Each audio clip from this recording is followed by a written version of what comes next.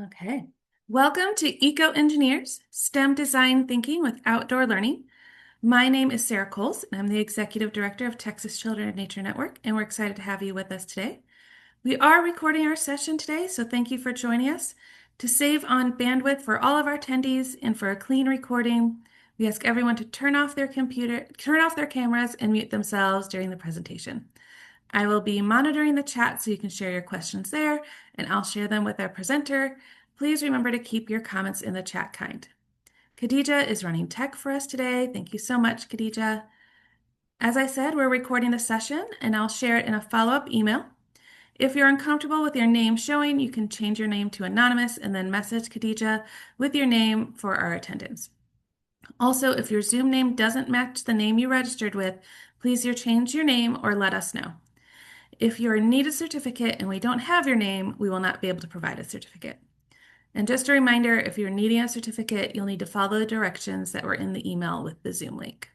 I'm going to go ahead and do our land acknowledgement. Texas Children and Nature Network is headquartered in Austin, and as such is in the ancestral and unceded land of the Tonkawa, Comanche, and Sauna people. Our ongoing colonial presence on indigenous lands compels us to take action now to counteract the effects of colonization.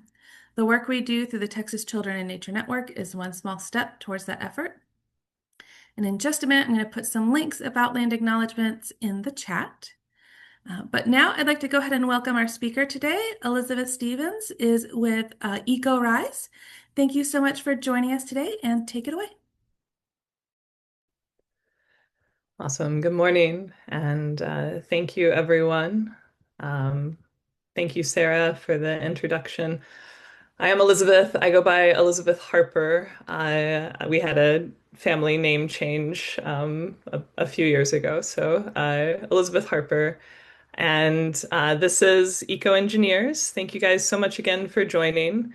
And when Sarah proposed this session, gosh, back in the summer maybe or early fall, to present on how design thinking could be used as a tool to support outdoor learning. She asked me if this was something that EcoRise, someone on our team, might be interested in, and I jumped at the chance because this is very much in line with what EcoRise does. So I'm super happy to explore with you this morning how STEM and design thinking and outdoor learning can come together and empower students. So we'll look at EcoRise, we'll talk a little bit about who we are, our mission, and our approach to environmental education. We will share resources with you today, so you'll have curriculum suites and access to teaching tools, and we'll look at a couple of those teaching tools, some practical strategies for design thinking that you can bring back to your classrooms or organizations. I'll tell some stories about our work and then share a little bit about our impact before opening it up for any thoughts or questions that y'all want to share. All right, so I am again Elizabeth Harper. There's my email address. If you want to capture it, I'll put it in the chat as well later. I work for an organization called EcoRise, which I'll talk about here in a little bit, and I am the senior program manager for school programs here in Texas. And so I started my career as a Texas public school teacher. I worked in Texas public schools for 10 years and taught social studies and science, which gave me a sort of unique blend and perspective in teaching environmental education. I also went to graduate school for a degree in sustainable international development. I did my graduate work in Mexico City.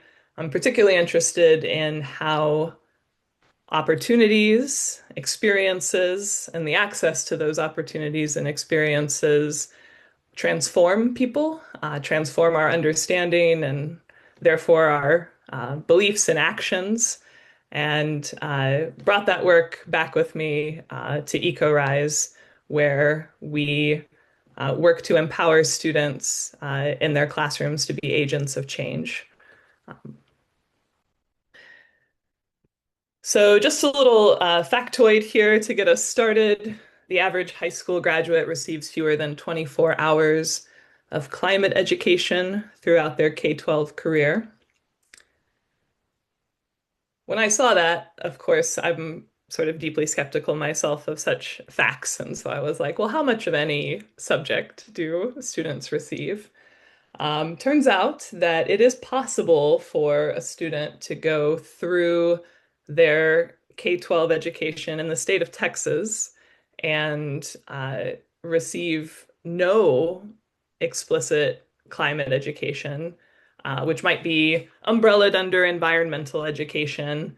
If a student has a environmental systems course offered at their high school, they might choose to take it as an elective if they have space in their graduation plan, if they haven't failed any other science class, if they don't need any remedial course, or if they're not choosing another pathway that would prevent them from taking that. And that's if they have a qualified environmental science teacher on their campus. So it is possible for students to go through K-12 education in the state of Texas and not receive any explicit sustainability, environmental literacy, or climate education in their K-12 career, as opposed to, say, if a student took an environmental systems course, they might receive between 150 or 170 explicit hours of environmental systems instruction. So EcoRise really seeks to fill that gap. We're a 501c3, we're an environmental ed nonprofit. We started in Austin, Texas about 15 years ago.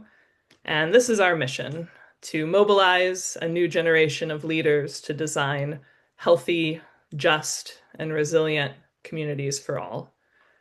So we seek to accomplish this through environmental literacy and sustainability education. We treat the school site, the physical building where we find the students, as a place-based learning lab for project and problem-based real-world learning. And we do this in a scaffolded way through the child's K-12 career, and especially with the help of their supported, trained, and empowered educators. So we are a train the trainer model. So this mission, guides all of the curriculum that we write, all the training that we offer, the student projects that we support. We believe that young people are designers, problem solvers, and community leaders, not in the future, but right now. So this is a little bit more about our approach and a picture of some of our students at Overton Elementary School a few years back here in Austin.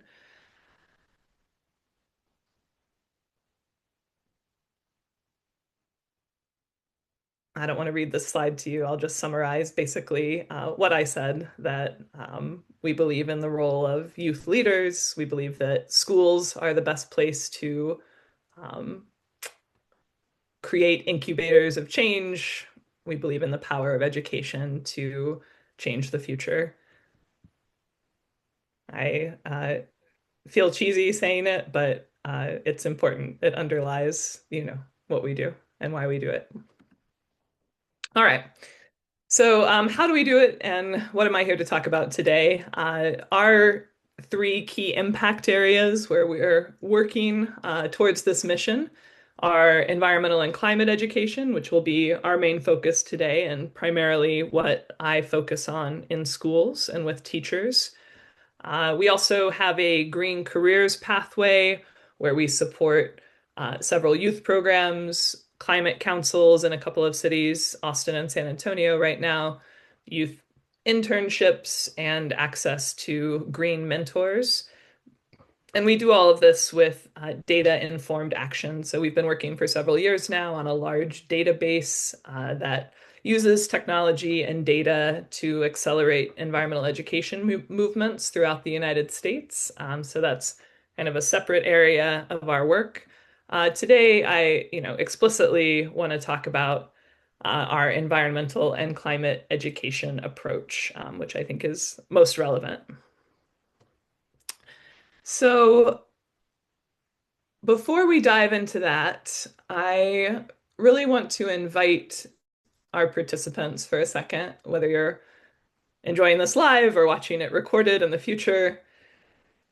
I want to invite you into your own thoughts and memories because I want you to think of a time when you felt deeply and truly engaged in learning. Where were you? Who were you with? What were they doing and what were you doing?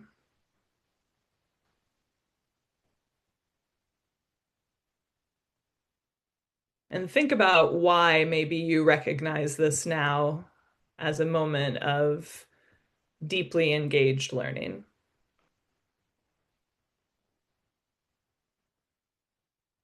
So I'll give us maybe 30 seconds to think. And if you're inspired to put it in the chat, that would be lovely. But at least have in your mind and your memory a time when you were deeply engaged in learning. Where were you? Who were you with? What were they doing? What were you doing? Why was it so engaging?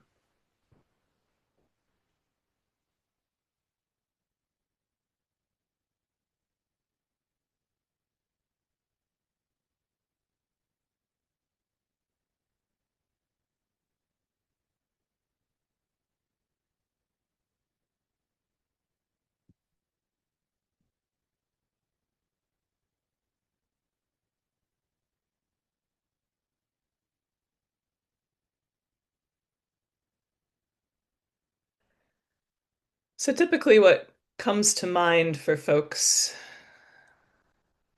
thank you, Cynthia. I appreciate that, is something hands-on, as Cynthia put in the chat. I often think about gardening lessons or cooking lessons that I received from my grandmother. I think about the physical and emotional connection, the expectation to replicate it myself, to try it, to touch it.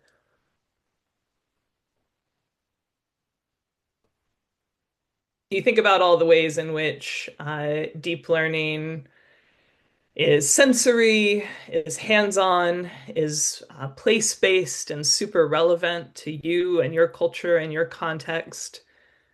And so these are the things that we seek to replicate when it comes to teaching STEM or teaching science, technology, engineering, math. We also like STEAM. We love getting our artists and our creative types engaged in this work as well.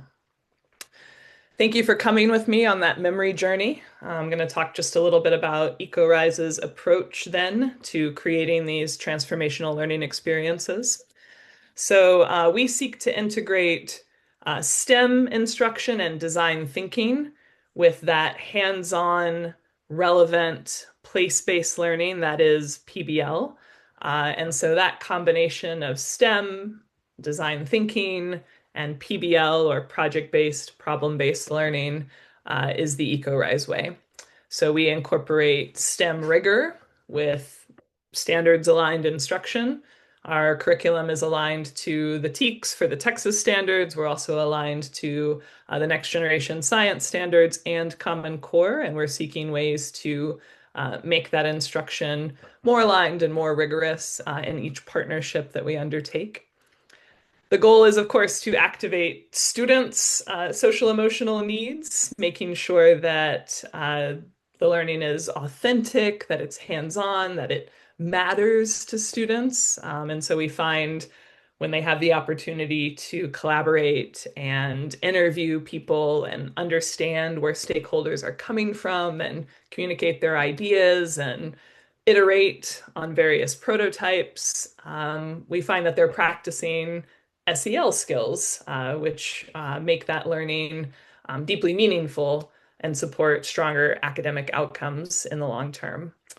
And so we also build that towards authentic projects. And we find with environmental learning that those projects often gravitate towards the outdoors. In fact, we'll see several examples where those projects are entirely outdoors. Often that's where the environment is found to be studied. But that environmental study, data collection, analysis, solution finding, and building, all to affect environmental impact, is an excellent way to integrate this learning. So it's both social emotional, rigorous STEM, and then deeply relevant and real world for students. We also find that it's easy to scaffold, and so kids can be involved really at every grade level, from very, very young and very simple activities to much more complicated, integrated systems thinking approaches. And so I'll put just one example from, I said I would do some storytelling, so here's a story. This picture is a student, an Austin. He's now an eighth grader named Cyril, who attends General Marshall Middle School here in Austin, Texas. And Cyril was a sixth grader at the time when he did this project. With our support, he had an ambassador teacher at his school and won an EcoRise Student Innovation Project grant for this project. So I put the link to the news article. Feel free to peruse it on your own time there and check out the video if you like. But basically, Cyril identified a problem, which was that sorting trash is yucky and people don't want to do it. And kids will help sort trash if they have an incentive, but it's pretty hard. It's pretty discouraging for middle schoolers to give up their lunch break to help people sort trash. So he wanted to build an AI sorter. You could hold up various objects and have the computer tell him whether it was compostable, recyclable, or landfill garbage. So this was his solution to an authentic problem that he found, based on data and with his own innovation and problem solving. All right, so sweet Cyril. I hope to get a legacy project from General Marshall this year. I know they're thinking about how they can make this more permanent since they're all going on to high school in a couple months. All right. So our approach to environmental literacy can be found in our sustainable intelligence curriculum. This is an open source curriculum suite that I will share access to in just a minute.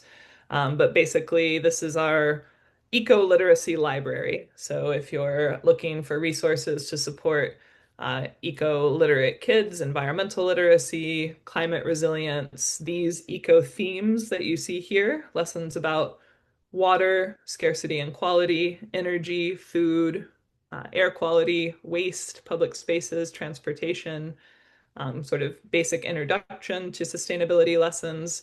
All those resources are there.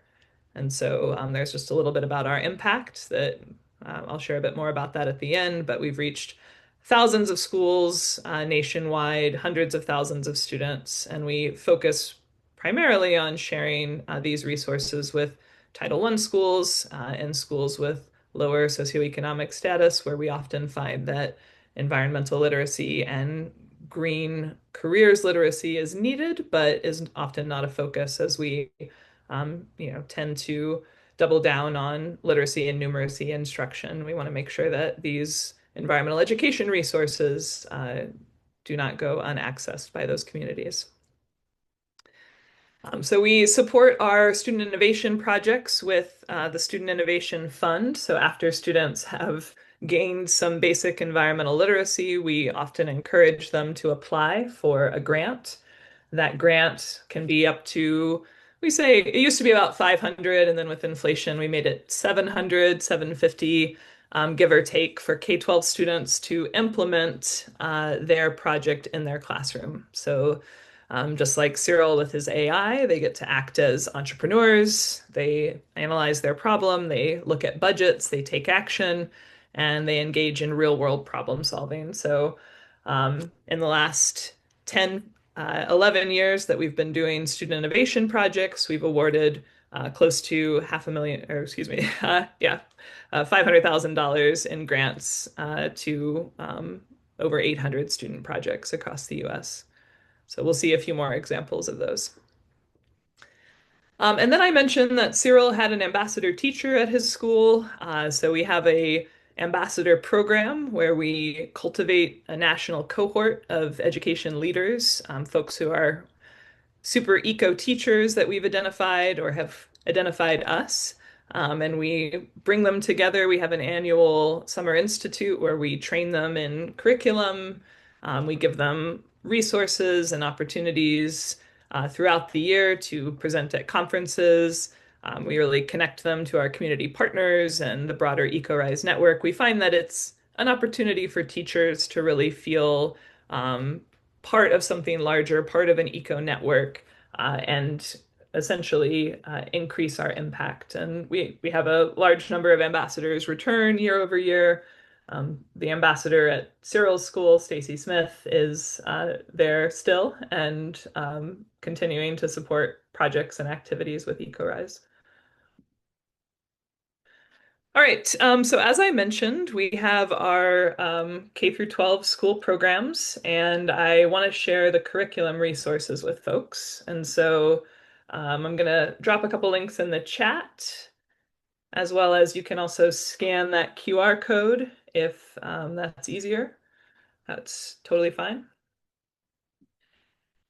And I'm going to also, I think, be brave here and share my uh,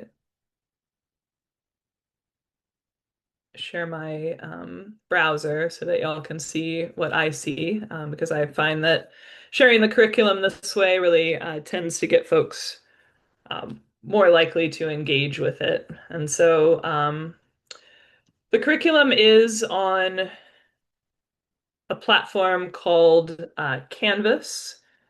If you were an educator through the um, COVID pandemic, then you probably used Canvas.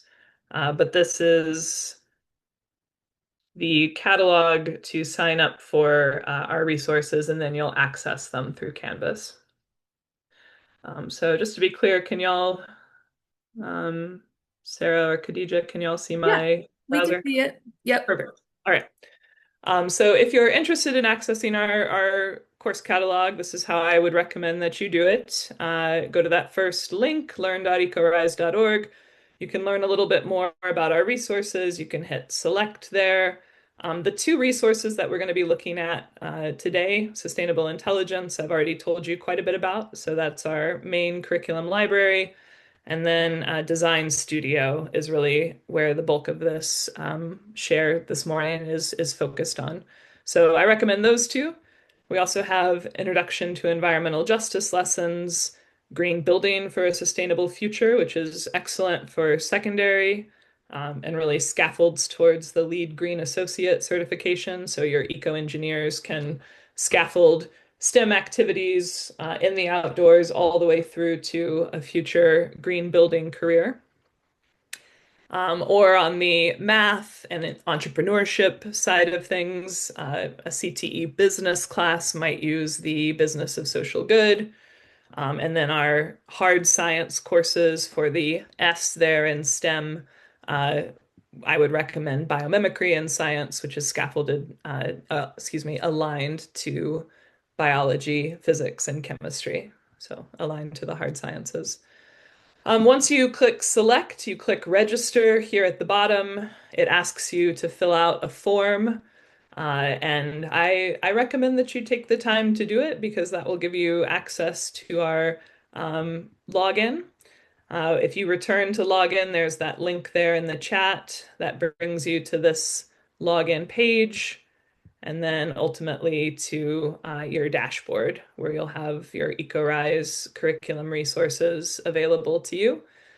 They are open source. That was a big development for us as a nonprofit to be able to share our open source resources. And so we recommend that all environmental educators who are interested in these topics uh, log in and gain access. So, all right. I'm gonna switch back to my slides. All right. We're back to seeing the slide that's got your notes. All right, let me fix that then. Thank you.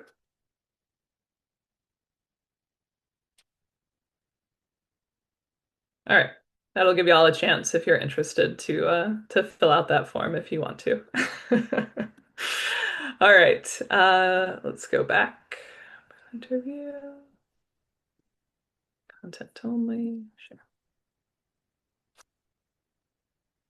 Nothing yet.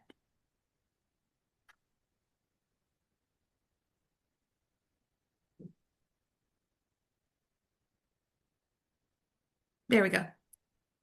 All right. Excellent. Thank you, Sarah. All right, so I'll go through this quickly since I've already mentioned our curriculum and programs. Again, we're a train the trainer model. That top row, those are the curriculum suites that you just saw. That bottom row, those are some of the programs and trainings that we run and offer. I mentioned sustainable intelligence. Again, those are the areas of focus that we have there at the bottom, the various eco themes. Again, it's designed towards real world application. And so, what I want to talk about is our design studio resource because I find design thinking has been pretty mainstream for about 25 years, which overlaps pretty closely with all of my time working in education.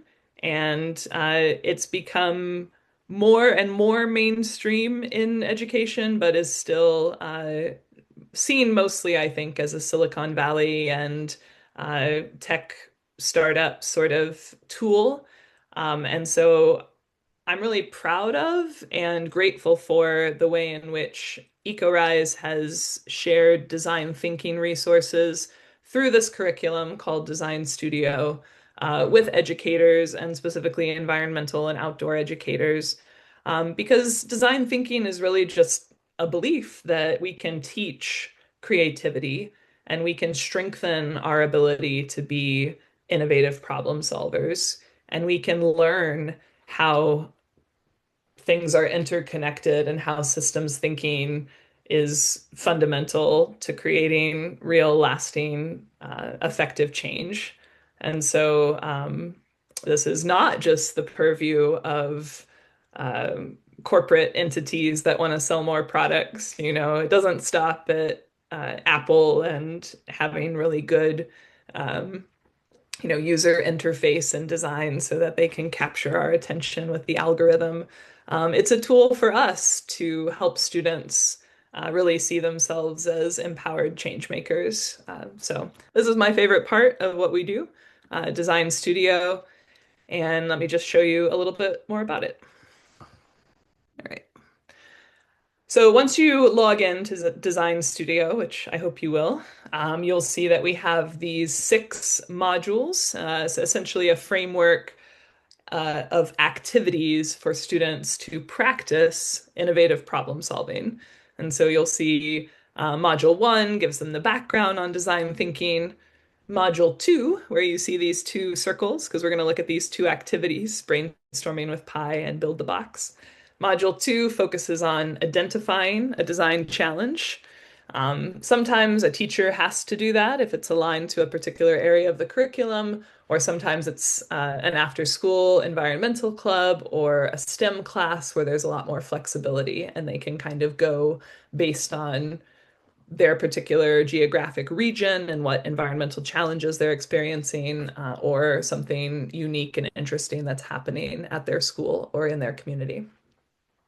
Module 3, exploring the problem, researching, learning more. Module 4, creating, that's prototyping, building solutions. Module 5, testing, refining, getting feedback. And then because this is an educational experience, Module 6, we want them to share their vision with the world, showcase and get feedback from a professional audience. So under each of these, you'll see those activities listed. Each of those activities is in our curriculum resource. In the interest of time, I'm not going to switch back again to my browser. But you'll see them, you'll see fully ready to go printable activities that you can do with students or adults to help move through this problem solving process. All right. So some of y'all may have seen or heard of the engineering design process, this cycle, similar to what we just looked at: ask, research, imagine, plan, create, test, improve. You may have also seen design thinking shown as a cycle, or in this case, an infinity loop, because you can always go back and restart or move through the loop at different points. So again, generating ideas, learning more about those ideas through empathy and defining the need, building and testing something, and improving it. So this is basic tenets of design thinking. Another way of seeing it framed, and a reminder that we are all designers, which I love, taking it out of the framework of, again, the um,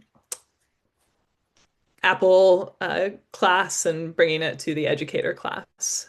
So again, a process of strengthening our design and creative problem solving skills. So this is the loop. I share those other examples to share. This is the design studio from EcoRise loop, where we've taken kind of these various engineering design processes and turned it into a clear set of tools for educators. And so when students move through this process, they are, able to uh, design a project effectively that has an impact, that they're able to measure, that they're able to see, how they came to that idea and why they designed the solution that they designed and how it affected their problem and what outcomes they made. So again, just a quick crash course on the design studio process. And I am going to ask for some of y'all's feedback now because we are going to work to identify a design challenge. And so, as we often find, teachers might be teaching a certain topic or have a certain topic they need to cover in the standards. And in this case, our topic is how might we improve outdoor air quality? So maybe this is for a government class. They've been learning about the EPA and environmental air quality. And so we're going to do a quick design sprint to see in a real world way how outdoor air quality is being impacted around us and if we can have any influence on that. So we're going to run through just a couple of quick exercises from our Identify module and kind of seek to hone in on a strategy where we might improve outdoor air quality. So the first activity we would do, if we were going to do this activity with students, would be brainstorming with pie. And this helps us to identify a challenge that we can take on related to our challenge question. So in order to learn anything about outdoor air quality, we would want to start with collecting a little bit of data. And so I would have had the students do a survey about their environmental impact on air quality. It turns out we have a resource for this in our sustainable intelligence curriculum. It's our picturing pollution lesson. And it's essentially a survey. We ask students questions and then we have them represent with dots their answers to those questions. So for example, if you drove in a car, were a passenger in a car with a fossil fuel powered engine, you would put a certain number of dots to represent the carbon dioxide, the nitrogen dioxide, the sulfur dioxide, and any volatile organic compounds or VOCs that drive produced. And so it's a way of making the invisible visible. So students would have done their picturing pollution survey to answer this question: how might we improve our air quality? So we need to understand, what are some of the sources of outdoor air pollution? And so in addition to their survey, we might take a little tour outside and start looking for sources of outdoor air pollution. I just back that up just one click here. And I'm going to ask folks to put in the chat, what are some sources of outdoor air pollution? Let's see what folks come up with.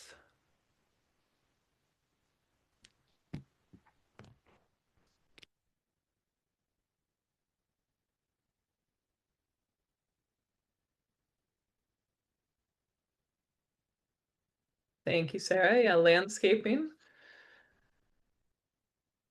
All those two-stroke motors and those landscaping tools that make so much noise pollution in addition to air pollution. Awesome, thank you. Vehicles, energy plants, fires, wildfires have become increasingly a large source of air pollution. Fossil fuels of any kind, absolutely. Dust, particulate matter from construction sites, we often don't think about, but is a major source of air pollution. We've got here a fossil fuel plant, all sorts of chemicals that we might use in construction, paint. There's that landscaping reference, those fossil fuel vehicles, military and aviation, transportation. Thanks, y'all, for your participation.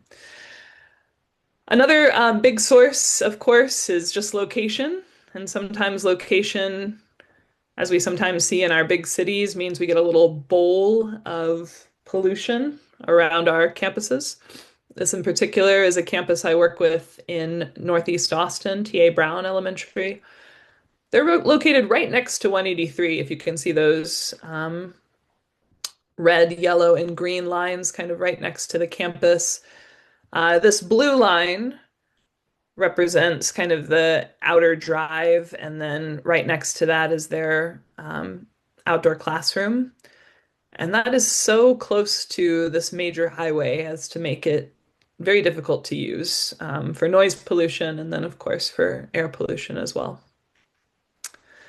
So, knowing all these things, knowing what we've learned now about our sources of outdoor air pollution, our own contributions to air pollution, I would invite students to engage in the challenge of thinking, what are some possible sustainability challenges that we could take on? Obviously, you know, the military's contribution to fossil fuel pollution is probably not going to be something that we can take on, but there are things that we could do. And I would invite students to think about what those things are and to start listing them. It might be difficult for students to think right off the bat, and so definitely doing a campus walkabout, a stroll to notice, certainly focusing on an area like transportation or grounds can help students focus and notice. But I would invite them to list things. And so here's a list of things that they might come up with. So we've got proximity to major highway construction, a paint or buildings materials assessment, no buffers between them and the highways, so like tree walls, landscaping perimeters or no-mow areas that help cut down on dust and encourage biodiversity. We've got idling cars in the pickup line where this is something students have actually noticed that their purple air monitors, campuses that have them, show increased particulate matter, increased VOCs around pickup time. So if we had more time, a larger group, if we were doing this in a design charrette, we would invite folks to go through these and rate. PIE for pie. So the P stands for passion, your level of excitement about things, and you can sense this in a classroom when kids are When kids are in what Ernest Morel calls the tiger crouch, when they're leaning forward and they're starting to argue about what kinds of trees they're going to plant in their buffer zone, um, you'll get to see their level of passion or their level of excitement about a project. So P is for passion, I is for influence, something that you can actually create change with. And E is for ease or expense, maybe how difficult it's going to be to actually put it um, into effect. So you might be very excited about something and you might have some influence over it, but it might be way too expensive. Or you might not be very excited about something, but it might be something that you have a lot of control over and it's very cost effective or fairly, low cost to implement. So we would have students rank these. I think the actual pie suggests 1 to 4, but I like 1 to 3, low, medium, high. Keep it simple. And having students do the ranking, do the math, we would find that in this example, addressing idling cars in the pickup line, although it might be something that we're maybe not the most excited about. These kids are very excited about it. It's something that we have a lot of control over, and we feel like we can do it with relatively low cost. So that's a little bit about Pi. We would have them modify their driving question or their challenge question. Instead of how might we improve outdoor air quality, now we have how might we address idling cars to improve outdoor air quality. Another quick example from our Identify module of an activity that you can use, we have Build the Box. We would then invite them to put their challenge question or their design question there in the middle. And they would be working in teams to think about in Build the Box constraints or challenges that would affect their design. So here we have how might we address idling cars to improve outdoor air quality? I would ask them, what are design constraints? What are the things that are going to block you from addressing idling cars to improve outdoor air quality? And so constraints, things like comfort, things like budget. People want to sit in their cars and blast the AC.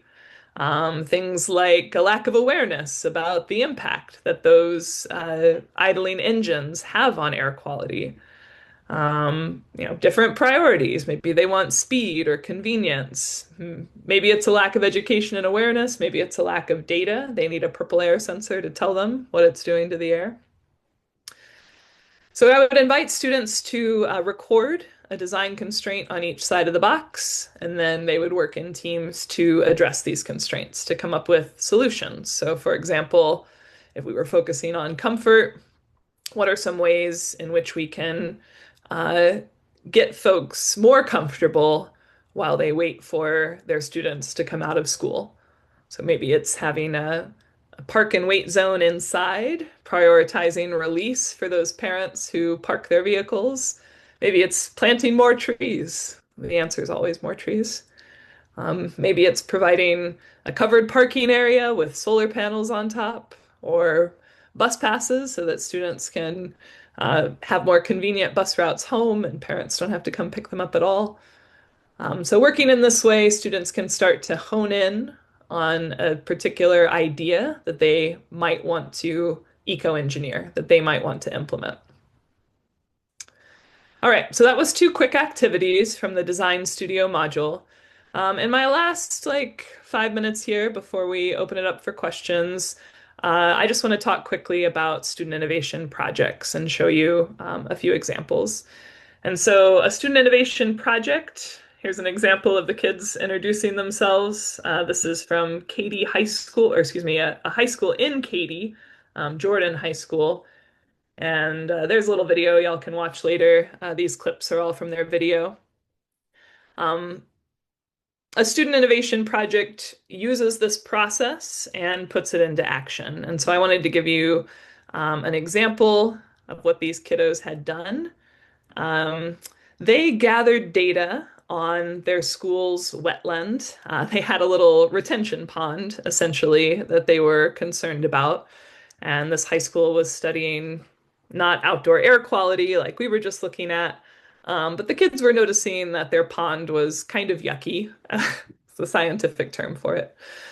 So they were curious about it, they were naturally engaged in it, and in their science class, they had the opportunity to go out and study the water quality. So they looked physically, they did an examination of the shoreline, they found trash, they collected some water and did some very basic water testing. There's their sample, just a basic pool kit there, their water testing. And their solution that they came up with, their idea for an impactful solution, was a floating wetland. And so modeled on, I can get their video here, with their limited budget and modeled on floating gardens that have been used throughout human history to do this kind of hydroponic floating garden. They decided this would be an effective way to address their water quality. So there's their budget where they had applied for materials. They had, various like PVC pipes that they were going to build with, and then a mat and plants to go on it, and submitted their grant uh, for their funds. So this is exactly the kind of project, and if you want to see their video, again, I dropped the link in the chat there, that we invite students to engage in, and then we want them to share their outcomes with a real world audience. So here's an example of a virtual showcase. This is a group of students from California talking about their monarch pollinator garden. They had planted a bunch of milkweed and they were observing their caterpillars hatching. And they were sharing their findings with a virtual showcase of adults. So my colleagues at EcoRise, their superintendent, their LAUSD Office of Sustainability director was there. There's their classroom, their teacher. And so an opportunity for them to get feedback from a real world audience. Or here's an example of an in-person showcase where students share a trifold board and where we invite city officials and other leaders, green professionals to come and give feedback on their projects. All right, so I'll wrap up with just a little bit of EcoRise's impact to date. So currently our curriculum is used in all US states, and we have subscribers in 52 other countries. Our high impact regions are listed there below, and here's our up-to-date impact numbers. We invite the students when they engage in their eco-audit projects or their student innovation projects to share what they think their impact will be. And so these are some of our numbers over the last 10, 11 years of food grown, gallons of water conserved, pounds of waste diverted, and so on. So we're always asking them to measure and share their impact. And we also asked for impact on students' perceptions of the environment and their perceptions of their own empowerment and their own interest in the environment. And so here are some of our survey respondents. 81% of young people who engage with our programs believe that young people can persuade others to act positively on environmental issues. 79% have a better understanding of why sustainability is important in their community and the broader world. We also have this data for teachers, and for teachers, the data is even stronger. You can see some of our questions here. 97% say they're more confident integrating sustainability and environmental outcomes into their teaching, environmental topics into their teaching. 97% report EcoRise resources help bring new energy to their teaching practices, which I think, for me is especially heartwarming to hear, because I know how hard teachers work and how difficult the work that they do is. So I'll leave it with that. Don't do this survey. Sarah has a survey. There we go. You don't need to do the EcoRise survey and Sarah's survey. So she'll share that data with us. But there's my email, and I would love to hear any questions, wonderings, thoughts that people have on that crash course with EcoRise and Eco Engineers. While we wait, I will read to you. Cynthia says these impact slides are wonderful, very impressive, and powerful. Congratulations. Thanks, Cynthia. I super appreciate that. Well, if y'all do have a moment, check out Cyril's video on that first link that I shared about the AI sorting, or check out the Katy High School project. That's a YouTube link there to learn more about their wetlands. Both of those are just phenomenal examples of STEM with design thinking, and both have really positive impacts on the outdoor environment. Certainly, waste sorting applies indoors and outdoors. And then, of course, the floating wetlands. I put this in the chat, but I got to see Cyril's project as part of his end of the year, like Elizabeth talking about event. And since then, literally, it's been 3 years, and I still think about that project every time. I'm like, is this compostable? Is it not compostable? I need that AI thing. Um, and so I am convinced if we can get someone to fund it, we have $1 million project. Like someone will buy that up. We did have a discussion, and I'm curious to go back and talk to them now that they're eighth graders, but we had a discussion about whether the AI cost of Mhm. the data processing, the water and the energy usage to process the question was greater or outweighed the benefit of Mhm. waste being sorted correctly. It does not. Waste being sorted Okay. correctly is a huge environmental, energy and water cost savings. And so, yeah, if this thing could be, marketed and help humans transition, especially in the US, transition our behavior to, put trash in the correct spot, it could be a major water and energy savings. It's interesting.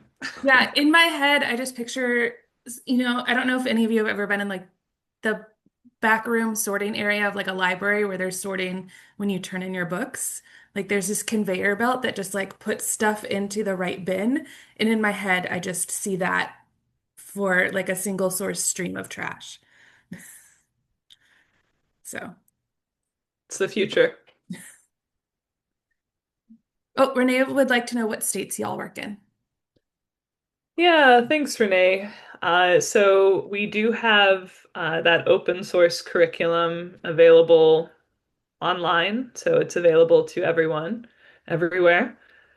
We also often offer national or even international virtual workshops, and those are available on Eventbrite. And I think there's one coming up on February 11th is the next one, and it's related to water use and water quality issues.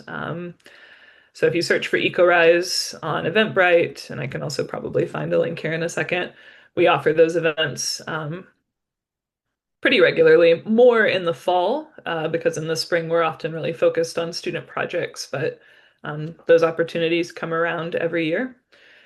And then as far as our main regions, so I support school programs in Texas. We're super busy here in Austin. San Antonio is also a big hub for us. I have teachers that I support in South Texas on the US-Mexico border, and then the Gulf Coast as well. Like we've got a big grant to work in Galveston right now, so I've got a Galveston project going. Our other big regions are West Coast, the Bay Area. We've got a grant with LA USD right now.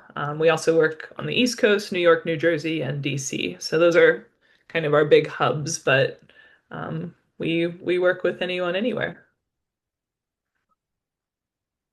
Oh, I So think it seems like we're having a challenge with the survey, but yeah, Google Forms has edited their background now, and every time you make an update, it like reverts back to you. only managers. And I thought I had fixed it before the meet, but apparently not. So I reset the link. Hopefully it'll work now. Perfect. Thank you. And thank you, Renee. I super appreciate that. I just dropped a link in the chat for our website. Feel free to, yeah, have folks check us out. We love hearing from pediatricians the overlap of getting students outdoors and public health and environmental sustainability is all super profound. And yeah, we have a lot of kids who are interested, of course, in medicine, and, getting them connected to like holistic public health stuff, in this way is always super helpful. Thanks. And I will tell y'all if you haven't filled out your Gen Thrive survey with EcoRise, please do that as well. I do appreciate and support Daniel and Christy, but I'm not on the Gen Thrive team. So thank you, Sarah, for reminding me and putting in that plug.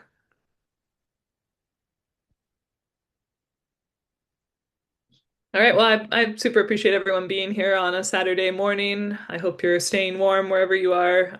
Thank you. And I put my email there in the chat and the website. Don't hesitate to reach out. I definitely appreciate your time and attention and engagement. So thank you.